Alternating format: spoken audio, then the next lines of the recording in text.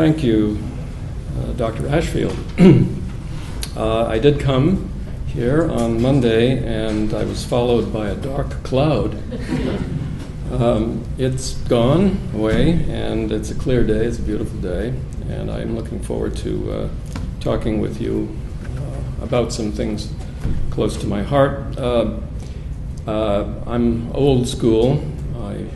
John asked me if I wanted to use a PowerPoint, and I'm a chalk and talk person, so you'll have to look at my face. I won't be hiding behind a darkened space here with everybody's attention focused there.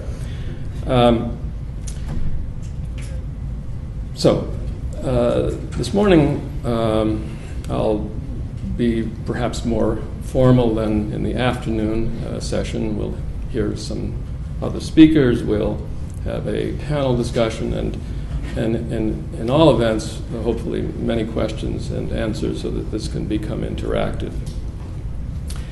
But having said old school, I'll start with what I've prepared to say for you this morning and hope that it will lead to some discussion.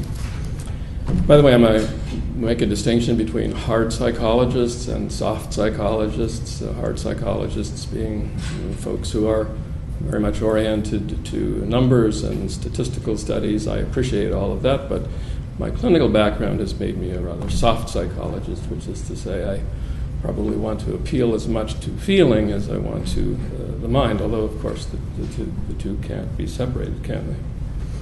Well, this morning's session, "The boy is father of the man," is a quotation.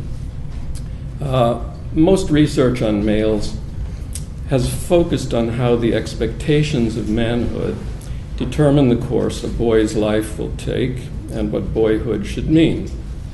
In my work, I have looked at things the other way around, to try to understand the man in terms of boyhood. Hence the title of my talk, which quotes words written many years ago by the British novelist and essayist William Makepeace Thackeray: "The boy is father of the man." It comes from one of his essays in a selection called The Four Georges, in which he discusses some of the British monarchs. Well, you will see that the pivotal figure in all this, however, is the father, both metaphoric and real. What is ultimately at stake, however, is adjusting our way of looking at boys, chiefly to ensure that their importance and well-being regain the attention they require, and for good reason. My theoretical interests point to a unique way of looking at boyhood, but my concern is with boys' lives. And so today I will look at how boys have been affected psychologically by certain important social changes. I've come a long way to speak to you with great pleasure, and so I hope you will indulge me and allow me to have your attention for a fair stretch of time this morning. This afternoon, I promise you, there will be a lot of time to talk back and forth. The site of boyhood, where it comes to have meaning, is the family. In recent years, all children have been affected by changes in the status, structure, and dynamics of what came to be the fundamental child-rearing institution of the Western world, what we've come to call the nuclear family or household. As we will see, boys are in a more vulnerable position than girls, in my view, as a result of these changes. And as a consequence, what boys mean to us has been compromised. Yes, I think that boys are culturally important. Today I can only hint at why I believe this is the case. Instead, I will look at the precarious situation boys now find themselves in and why such a thing has come to pass. First, then, in several parts. First, I will sketch some of the features of boyhood, a phenomenon that has come into prominence during the past few decades, as you know, but is not well understood, especially for its broader cultural significance. Next, I will assess the current condition of the nuclear family, since that is where the meaning of boyhood, manhood, and fatherhood unfolds. Finally, I will discuss the impact of the missing father on boys' lives. This is the most ominous feature of the destabilization of the nuclear family, in my view, and reveals the part boys play in the family and culture. I will also anticipate this afternoon's session, my afternoon session, and hint at what we must do for boys at this time. So the first part, something on boyhood. Children come in two basic flavors, boys and girls, and how different they are in anatomy, physiology, initial sensitivities and tendencies, inclinations and tastes, ways of using space, and styles of relating and playing. Males have evolved to be distinctive, as unmistakable in their basic way of self-presentation as females are. Their singular way of being implies a certain embodied experience of the world. This predicts that boys will react differently than girls to important cultural changes, such as the weakening of the nuclear family. So what are the unique characteristics of boys? Now, the picture of boys that follows is somewhat fanciful, but I hope it will prove to be evocative in setting the stage for showing why boys are more vulnerable to the major changes the nuclear family in the nuclear family, and that is, of course, the disappearance of the father in contemporary Western culture. Boys are like cats. Let's call one of them Felix. Felix is never fully socialized by the time he is driven into manhood, something we know he resists cross-culturally, but is taught in every culture to vaunt and to pretend to want. As cats have done with human beings in general, Felix domesticates us, seducing us to participate in his somewhat feral world and on his own terms. I think anyone who's been a parent might recognize some of this already. Now, we have never quite found a place for the boy in civilized society until now. But this is precisely what's important about him, as it turns out, too. His marginal status is legendary, from Huck Finn to Holden Caulfield and their current incarnations. Felix likes to play a lot. His games always seem to have something of the chase and capture theme about them. He prefers jumping from place to walking about, and a consequence of his innate hyperkineticism, which has been documented from infancy on in child observation studies. Felix is inclined to seek high perches from which to observe us. He thereby gives the impression of wanting to dominate the scene. But in fact, he moves to higher ground because it is a safer place to be for a creature of his temperament and vulnerabilities. His anatomical peculiarities are contradictory. Some are assertive, while others prompt defensiveness in him. Felix has a caudal, tail-like appendage that he often enough forgets as part of his body. Early in life, he senses it will have an important part to play later on, since he is taught to overvalue it. But he is also told to be ashamed of it, to keep it under covers. A very young Felix must be discouraged from displaying his penis. Sometimes it seems to have a life of its own. He often touches it. Sometimes it seems to trouble him. It rarely fails to get him into trouble, and that seems to be the extent of what is predictable about it.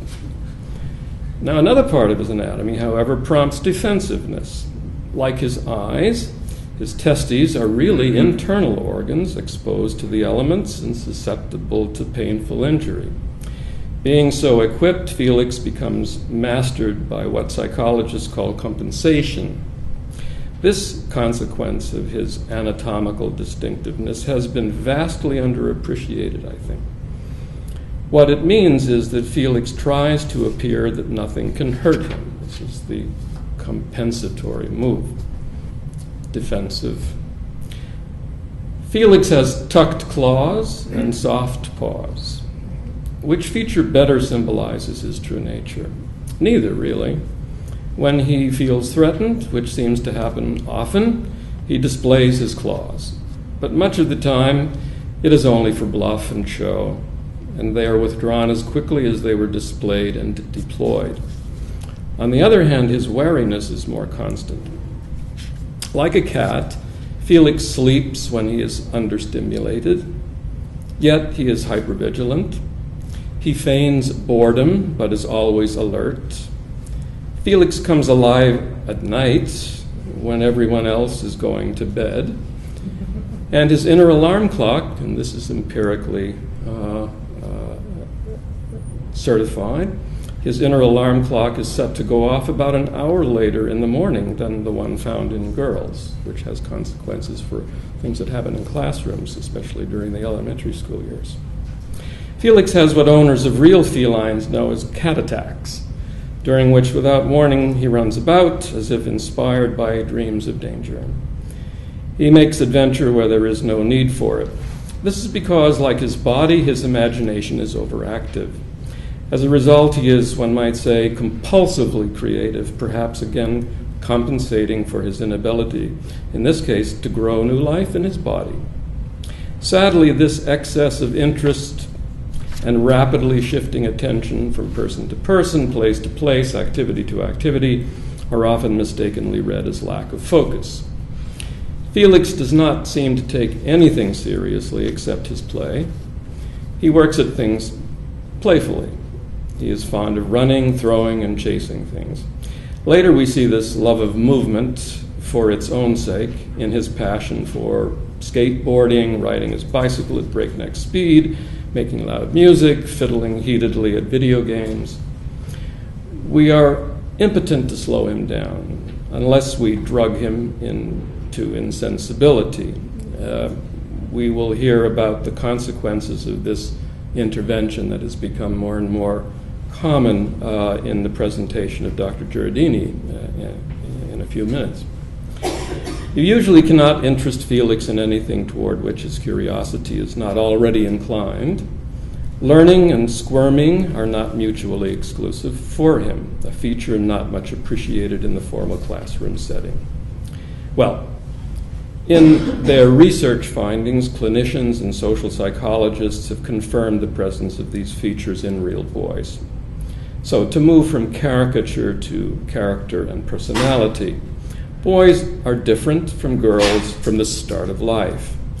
Their unique way of being in the world causes them to behave differently than girls. More emotionally volatile and physically active from the start, boys undergo a notable series of challenging separations from the womb, the breast, the mother of infancy, and the mother as female, when he makes the move to females other than his mother. While there is an essential continuity for girls from the female as mother to female as woman, in other words, a boy must be separated from his mother in order to refine the female as woman. Here we find the importance of the father, to whom a boy is handed over by his mother for purposes of identifying with him as a male and a man. Boyhood, then, is a stage discontinuous with infancy and in need of a leap in order to land anywhere near manhood. This is the unique critical separation of boyhood. After puberty, a male must again and again convince those around him that he has accomplished it and put away the boy, even as the boy continues to live on in him.